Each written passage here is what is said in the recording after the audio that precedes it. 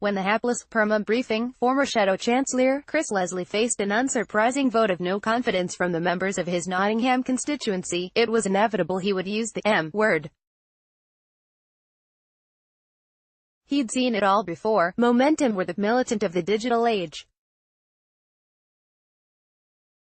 Praise of the Militant-led Liverpool Council of the 1980s by Dawn Butler, and the alleged readmission to the Labour Party of its leader, the talk radio host and property developer Derek Hatton, who left Militant 30 years ago, caused the usual media hand-wringing, with various figures of the sensible centre-left sharing Neil Kinnock's 1985 conference speech aimed at militants' impossible promises, a pivotal moment where the fight back against a now bafflingly resurgent hard left began. The broadcaster Michael Crick has resumed his 1980s role as militant hunter, even revealing that Labour's General Secretary, Jenny Formby, had briefly been a member of the clandestine organisation.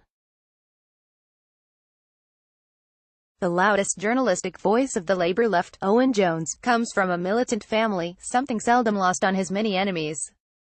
A quick Google of Corbyn militant can find you the current Labour leader opposing the purge of that organisation from Labour in the 1980s. What does it all mean? What was militant, and why does it upset these people so?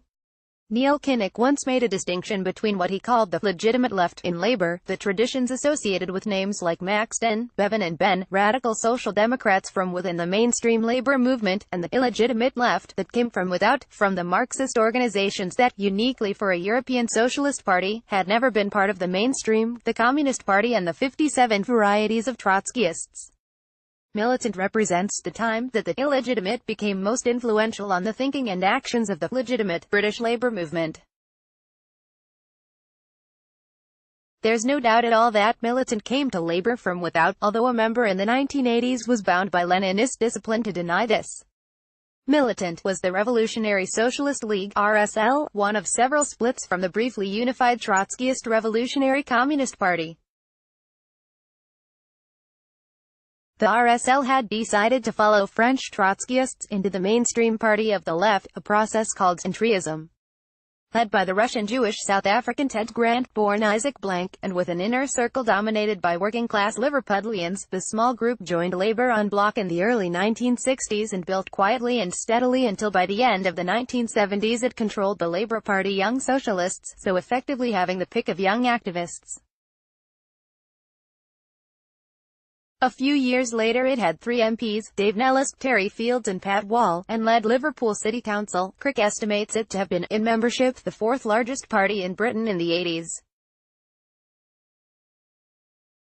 Yet officially, it didn't exist. These were just people who supported the line of the militant newspaper. When Michael Foot moved to purge the RSL in 1982, he expelled the paper's editorial board. But what did militant actually do? Here, memories all hinge on an apparently appalling stewardship of Liverpool City Council between 1983 and 1987, setting illegal budgets, which culminated in taxis whizzing round the city handing out redundancy notices to council workers. The truth is less dramatic. Liverpool was one of many councils that were rate-capped in the 1980s by Margaret Thatcher's government because their spending to alleviate the profound poverty her policies were causing went beyond what that government was willing to allow them. These councils included the Greater London Council and various London boroughs, Sheffield, Basildon, Leicester, Swindon, the Metropolitan Councils of South Yorkshire and Merseyside, and even Tory Portsmouth. Most of these were dominated not by the illegitimate left but by the legitimate forces around Tony Benn, and the new left-influenced currents around Ken Livingstone. It is notable that the legitimate-illegitimate distinction was rejected, and at first a united front was presented. Yet when Thatcher refused to budge, 2 councils, Liverpool and non-militant Lambeth, refused to set a legal budget. The taxis that went round handing out redundancy notices were the result, although the redundancy notices were false, as council workers and Neil Kinnock were made fully aware, and nobody was sacked. Nonetheless, as a result of the illegal budget, 47 Labour councillors were fined and formally barred from office in 1987. Not that legality did the other councils any favours. The GLC, and all the other metropolitan councils across the country were literally abolished, and it took most inner cities well over a decade to recover from the ravages of Thatcherism's initial offensive.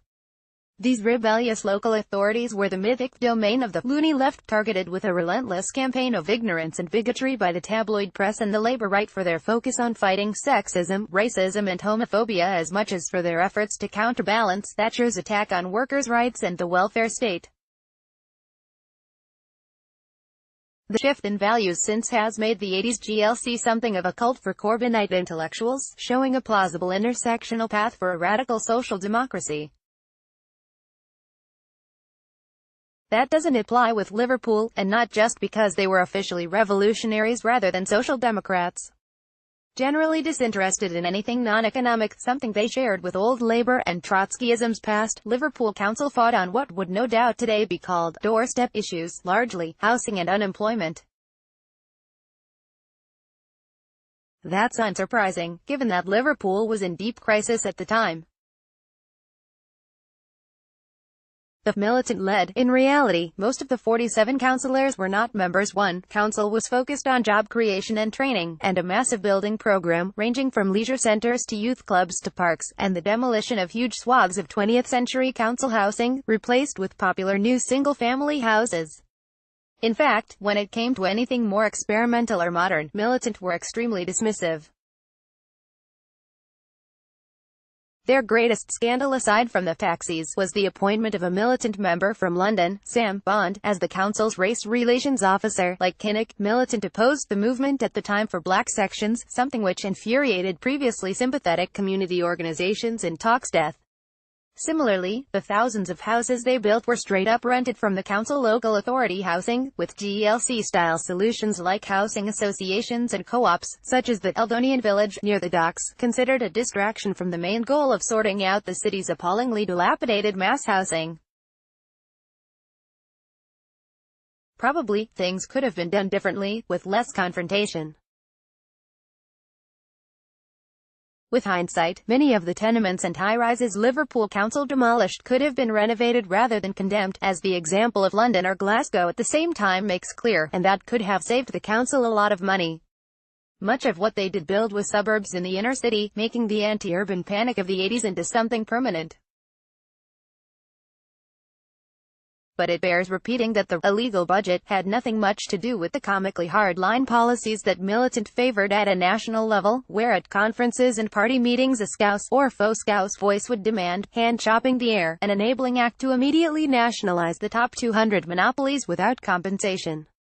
In Liverpool, Militant policy was based on trying to save the city from collapse, and many of its policies, especially in housing, were actually continued by subsequent Liverpool councils, though without the increase in politicization that came with their propagandistic, mass mobilization approach to local government. Somebody once called Militant after it was thrown out of the party, Labourism in exile, and you can see that in the way that it refused any politics other than those of the purest bread and butter, with any other change postponed to and after the revolution, revolutionary rhetoric and reformist practice. Give the people what they want, and damn the government. Even their slogan, better to break the law than to break the poor, was consciously borrowed from the legitimate rates rebellion of Poplar Council in the 1920s, led by future Labour leader George Lansbury, as if the mask ate the face. It is possible that some in Militant's leadership, editorial board, considered this all just brinkmanship to intensify the contradictions in British capitalism, but most Liverpool councillors evidently did not. So we have to ask the question again, what it was about Militant that terrifies the media and the centrists of 2018, if it was just doing what left-leaning Labour councils had always done? One answer is in what it did next. While being expelled en masse from Labour, Militant moved on to organising against the poll tax, the outrageously iniquitous flat tax community charge, imposed in Thatcher's third term.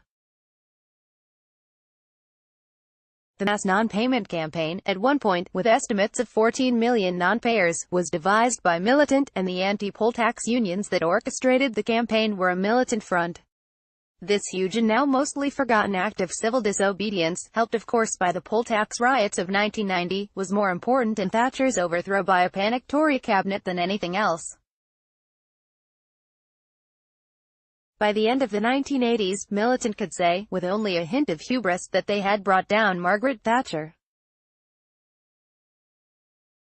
No other organisation left of Labour can claim anything like this, and the MI5 files on Militant members must accordingly be voluminous. This makes what happened next all the more sad. Essentially forced out of Labour, most of Militant's members, inspired by the electoral success of one of its members, the jailed anti-poll tax activist Tommy Sheridan, voted to constitute themselves as a party, first called Militant Labour, then the Socialist Party. A tiny group around Ted Grant stayed in Labour under the name Socialist Appeal, despite the fact most of its leaders had already been expelled. Although the resulting organisation would make some efforts to move on from the workerism that had marked it in the 80s, one of its first front organisations was a campaign against domestic violence outside Scotland. That's really where the story ends. Socialist Party of England and Wales leader Peter Toffa has just published an immense volume about the first 10 years of the SPU, with a second volume still to come, a monument of bizarre self-importance given the negligible influence the organisation has had. Of course there was no easy way to be a socialist in the 1990s and 2000s, but the fact is that the Socialist Party's involvement in the Lindsey oil refinery strike of 2009 is about the only time it was noticed outside the far left.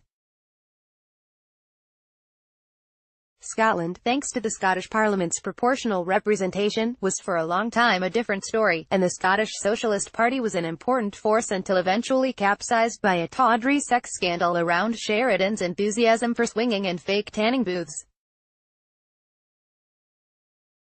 Its demise leaves a still unfilled gap in the Scottish radical left. And in terms of entry into Corbynism itself, Militant itself, its paper, The Socialist, now had under its masthead, formerly Militant, to reflect the renewed interest in the organisation, has been cautious. The Socialist, £2 solidarity price, with its constantly renewed headlines of "Stop the cuts and kick out the Tories," seems superfluous if you can get the Squawk Box for free. Yet the two Trotskyist groups that did try and treism into momentum, the Alliance for Workers' Liberty and the Anti-Capitalist Initiative, both became influential in it very quick before being purged by the leadership around John Landsman. Their apparent belief that they deserved to lead the new organisation after a few months of packing meetings contrasted rather sharply with the Revolutionary Socialist League's more patient, Lockery-like mobilization.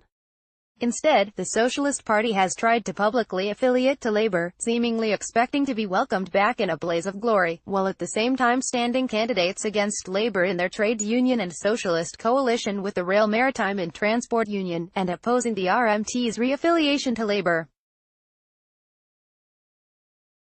Needless to say, their application was rejected by Jenny Formby, ex-member or not. The obvious solution for the SP of doing what the RSL did in the 1960s, officially dissolving itself while maintaining a network around their newspaper, would amount to admitting they were wrong in rejecting Labour in the 1990s. But then who wasn't? Really, the fear of Militant is about something quite different. It isn't about the noisy but tiny remnants of British Trotskyism, and it's not about nationalising the top 200 monopolies, or illegal budgets, our council house building in Liverpool, or even about the poll tax. It's about that distinction that Kinnock made between the left that mainstream politics in Britain finds acceptable, working patiently within the Mother of Parliaments, frequently content with heroic defeat, and that which it finds unacceptable, that is equally comfortable with civil disobedience and distrust of our venerable institutions. Patently, Momentum is not much like Militant. It isn't a secretive, clandestine organisation, and it emerged precisely from within the legitimate left around the veteran Bennetts. But most Momentum members would surely reject being told which parts of the left are legitimate and which are not, and would consider direct action as being as legitimate as waiting for the next Labour government. That's why the spectre of Militant hangs over it.